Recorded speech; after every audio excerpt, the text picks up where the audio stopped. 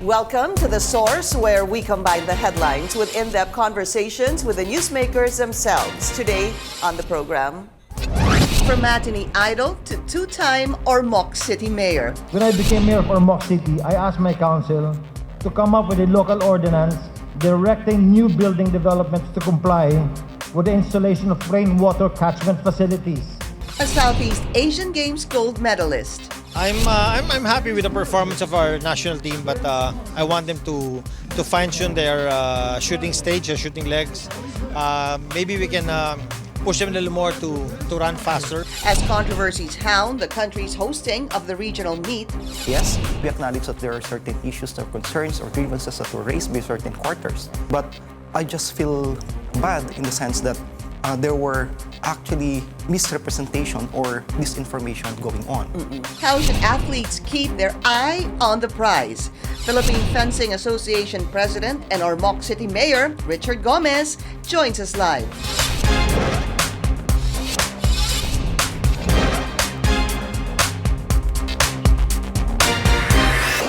Thank you for joining us. I'm Pinky Webb. President Rodrigo Duterte says that he wants an investigation on the hosting of the Southeast Asian Games to determine how the money for the sporting event has been disbursed. Mr. Duterte, however, expressed confidence that House Speaker Alan Peter Cayetano is not involved in corruption, even as controversies and challenges confront athletes as they arrived in the country for the regional meet. And later, we get to know his vision for Ormoc City on his second term as mayor. Let's go straight to the source of the story.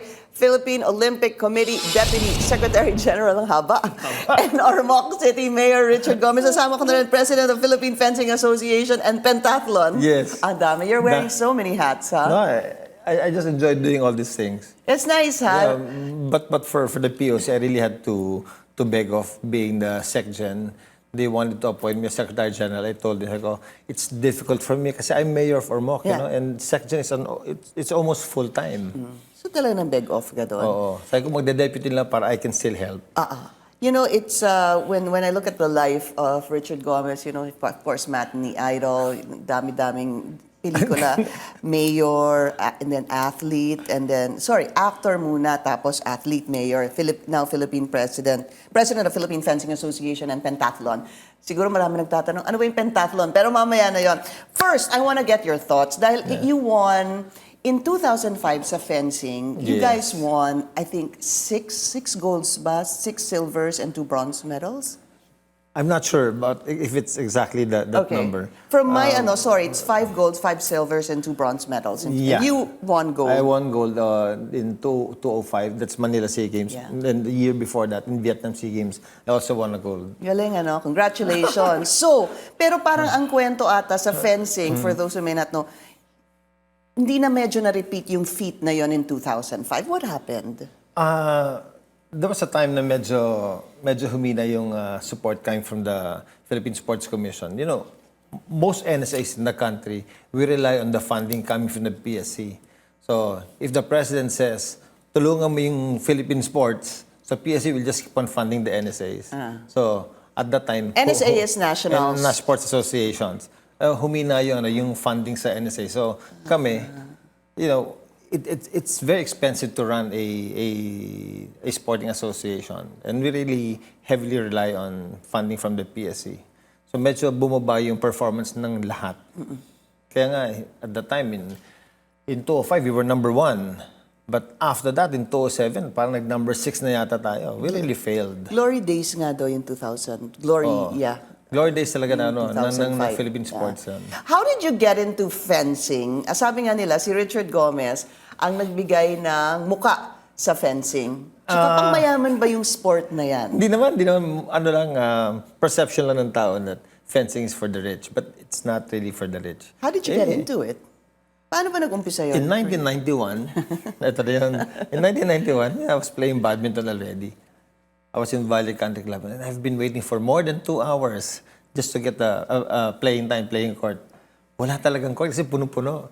So when I looked up, sabi ko, I know fencing is there. Sabi ko, I'll visit nga fencing. So when I went there, I asked the coach, sabi ko, mahirap ba yung fencing? Sabi niya, hindi, madali lang yan. Lalo na ikaw, nagbabadminton ka, pareho lang yung leg work natin. Talaga? Sabi niya, pareho, really? Sabi ko, teach me. Right then, turuan mo ako. Sabi, ganito lang yan, sir. Ganyan.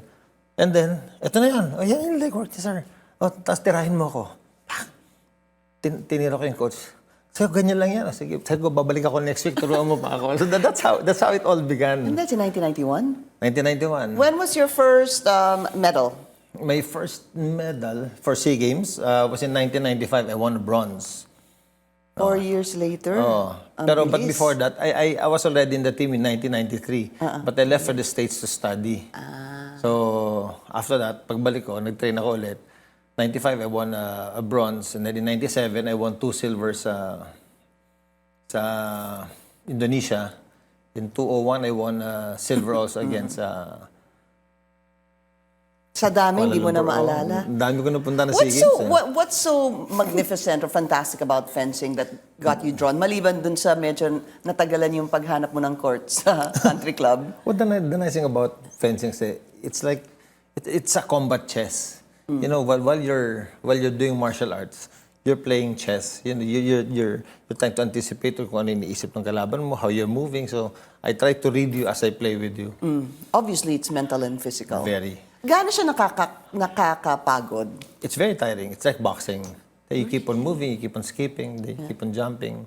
There's also may konting running part during the game. It's very tiring. So you really have to be very physically fit. You have to train very hard. So, is it wrong na pagmayaman yung sport na yan? Hindi. In fact, you know, the way we were recruiting fencers in the past, dalawa yan eh. We were recruiting players from Quezon City sa Amoranto Stadium. No? And then the other one was in Rizal High School, the biggest high school in Asia. Ang ginagawa namin, Pinky, we go there together with the coach, and kinakausap namin yung principal and sports director. Sabi namin, can you call in your children? Tapos patatakbuhin namin. Takbo, kunyari may mabilis, dito muna kayo. So makagati ka ng 50 na mabilis. Sunod, agawan pa nyo. So agility test, puro ganun lang. Totoo. Walang background ng fencing yon. So once we're able to choose yung mga top 20 nila, then we bring them to ultra. We started training them. May iwan doon mga 10. And then it depends on the athlete na if they want to come back. The interest of the Yeah. That's what I wanted to find out kasi hindi siya ganun ka-popular until, sabi ko nga, you came into the picture kasi naglagay ka ng mukha sa sport na fencing. But how did that interest people? I mean, I guess someone like you, nakatulong na malaki. So what we did after that, fencing became a demo sport in the UAAP I see. Okay. in 1998. And then I was working for Arab already at the time. So I pushed fencing to be included as a regular sport in the UAAP in 1999. Basta pre-namis ko sa mga schools, sa mga universities, UP, Ateneo, LaSalle, UST, all the UAP universities, sabi ko, make fencing a regular sport and we will train all your athletes. We'll allow them to enter the National Training Center and each university, each school will be given a national player as your coach. So that's how it started. Galing. So hanggang ngayon, yun na yung base namin sa yun na yung base namin for national team. So binalikan natin yung 2005 was possibly the best for the team. What are you expecting this time, this 30th Southeast Asian Games? Well, I'm very positive that we will perform well, but I'm not so sure if we'll get the same medal count as in 205. Mahirap. Yeah? Kasi all countries are strong already. Sino bang malakas? Vietnam is very strong. Okay. Although they're not in all the events, but they're very strong. Singapore is also very strong, but they're not in all events. They specialize. Thailand is in all events. Malaysia, Indonesia. Ayun yung halos Basta, lahat honestly, if maka second or third tayo, that's very good for us. And you'll be happy with that. Oh, yeah. Pero what kind of support has the Philippine Philippine team gotten in terms of funding sa fencing? This time, for our preparations in SEA Games, it was quite hefty. Okay. So if you ask for funding, they were giving us funding. Very good. Oh, like, I'm handling fencing in the modern pentathlon, so I'm able to compare. Yeah. I asked for a bigger budget in fencing kasi we had to send them to Korea for a month. Binigay yung fund na kailangan namin. The fund That's that I so need good to hear. for modern pentathlon, for their initial training and equipment, Yeah. for purchase, Binigay naman. Sandali ikwento muna natin kung ano ang modern pentathlon because you're very proud of this and you're also heading this team. Yes. Because they're all Ormocanons. Tama? Yes, Ormocanons. Lahat taga Ormoc. So ikaw na magkwento, ano ba ang modern pentathlon? Modern pentathlon is an Olympic event. It consists of 5 different sports: running, shooting, swimming, fencing, and show jumping. Equestrian show jumping. Equestrian, yeah. Modern pentathlon began when modern Olympics came in. That was way back in I'm not so sure about the day. I think it's about 1904 or 1906. That was the first modern Olympics. So the founder of modern Olympics is also the founder of modern pentathlon. Okay. Kaya lang hindi lang siya masyadong popular. Dahil? Because merong horseback. Ang mahal ng kabayo eh. It's a good thing. Ang ginawa ng International Federation for Modern Pentathlon is that they were able to break down the different events. So out of the 5 events, they're able to do run and shoot only, or run and shoot with fencing, or run and shoot with swimming. Medyo hiniwalay Breakdown si nila. equestrian show jump. Okay. Yung equestrian is only used during Olympic Games, World Championships, Asian Games, European Championships. So dito, walang equestrian jumping. So this is very interesting because before we went on air, kinuwento mo, gaano ba kahirap ang modern pentathlon? What do they have to do? For modern pentathlon in the Southeast Asian Games, each player will shoot 5 targets per leg. Pero may 4 legs yan. So they'll shoot 5 targets and they have to hit it within 50 seconds. no, yung takbo muna, di ba? Pag hindi mo siya natamaan in 50 seconds, mandatory you run. And then you run 800 meters. Sprint yun, 800 meters. Then you go back to shooting again. And then you run. You do it 4 times. But what if you hit the target? If you hit the target faster than 50 seconds, the better kasi mas maaga ka makakalis. I see. And we expect our athletes to shoot 5 targets within 10 seconds. Wow. So anong They're palagay? trying to do that. Within 10 seconds, dapat tapos na yung 5 targets sila. Hirap na na. It's- But it's how hard. old are they? Oh, these are all teenagers. You know, we developed that in Ormoc. While I'm mayor of the city, Yeah. magandang sports program namin doon eh. So in-include ko yung modern pentathlon. And then we have Brainchild mo we pala have to. at least mga 4 major events in Ormoc every year. Are you confident about our team here sa modern pentathlon sa SEA Games? Of course, I cannot be too confident. And I'm hoping that we'll be able to. Ako nga. Sabi mo sa fencing second or third happy ka sa modern pentathlon. Ako, sa modern pentathlon, kung baka uwi kami ng isang gold lang, pwede na out of the 6 gold medals na possible. All right, we'll be taking a short break. This is The Source on CNN Philippines. Please stay tuned.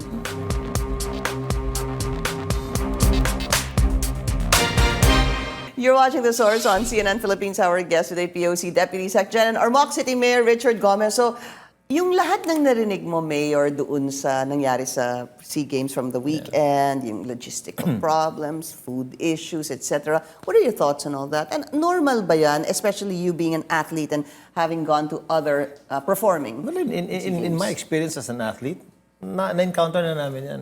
Waiting at the airport for mga 3 hours, you get to your hotel, hindi pa ready yung kwarto. Yeah, it happens. And kami ng mga athletes, you know, hindi naman kami pampered in the Philippines or any athlete eh. You know, we sleep in small couches. Ganun naman yung buhay ng atleta eh. It's good that we were able to join competitions outside like Asian Games, Southeast Asian Games, or mga World Championships. Doon pampered ka talaga. But where you are training, hindi naman eh.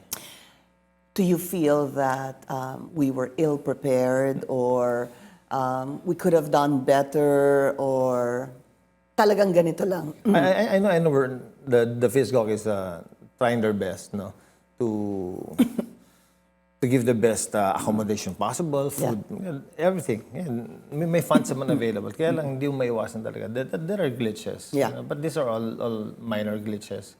Nagka-problema lang the first day sa transportation kasi nag-back out yung bus company. So right there and then, hanap kagad ng bagong bus company.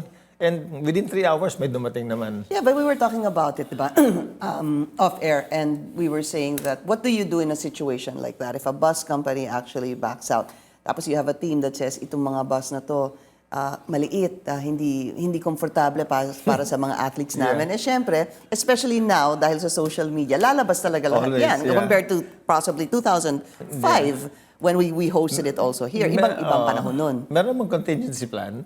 And because of what happened, na-activate yung contingency plan nila. You know, for me, personally, How is the FISC doing? what's important is that they were able to replace the bus company. Yeah. They were able to shuttle all the athletes back to their hotels. Kasi pag dumating yung mga athletes in our airport, in droves yun. Thousands talaga yun. So, I mean, there'll be about 20 buses lining up. Yung palang traffic na. Ayun palang ang dami na eh. Pero paano ho ba yun? Like even before, I've always wanted to ask an athlete, prior to the games, dadating na kayo dun sa host country, di ba? It depends.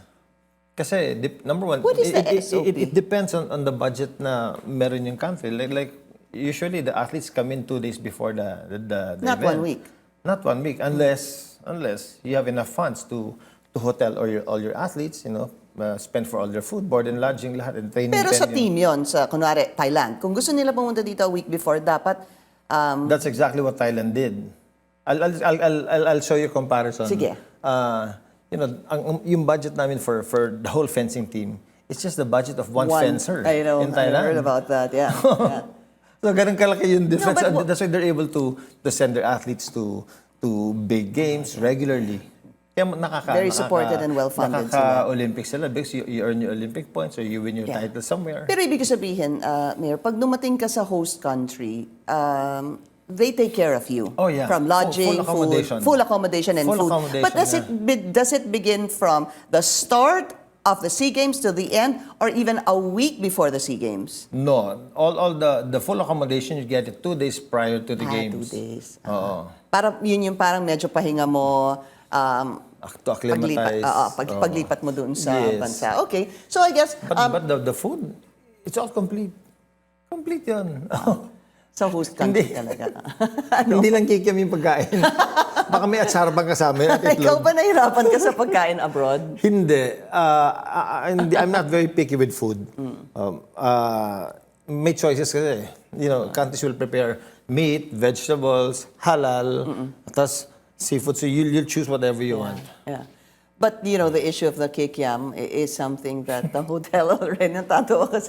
Di ba sinabi naman ng hotel, it was chicken Sabi sausage. niya, chicken sausage. Mukha ba, what do you say? Sabi na chicken sausage. Sige, maniwala na tayo. Oh, yun naman ang sinabi nila. And of course, sabi din naman nung coach, they said that the coach also apologized naman. She ba? Yeah, she. Ah, okay. The coach of the women's football team. Ah, okay. In fact, That's hindi good naman, enough. diba? So that should put that to That to rest. rest. So far, so good, you think? So far, With so hosting good. the games. Yeah. You know, this is not a perfect organization. Every once in a while, magkakaroon talaga ng failure. Pero what's important is that naayos ka agad, nahabol. And what should we do? I mean, looking forward now to the opening ceremonies. Syempre, obviously support our athletes. Sa ganito bang issue, Mayor, na tingin mo ba naapektuhan ng mga atleta? Definitely. You know, most athletes merong cellphone, may mga smartphones. ngayon, no? And they do Facebook regularly, social media. So they get to read all of this. So what they read is disturbance to their minds. So what should we do? I mean, as Filipinos, as the host country. As Filipinos, we really have to help each other. Let's stop the bickering. Let's stop complaining. Let's try to help in one way or another. Kung kaya natin, tulong tayo. Let's go to the games. Let's support our athletes. That's the best thing you can do. Cheer for them. Second, after the games na lang tayo manira. Yeah, but do you think it's worth an investigation? Well, if there's a need to investigate, then let's do it after the games. Absolutely. Yeah. Okay. I want to talk about Ormoc City, of course. You know, one thing that I learned is that the landmass apparently of Ormoc City is as big as the landmass of Metro Manila. Yes. But our area is almost as big as Metro Manila. we have 11 million people here, and you have how We many? only have about 230,000 people. Let's find out the plans of Mayor Richard Gomez in Ormoc. After the break, we'll be right back.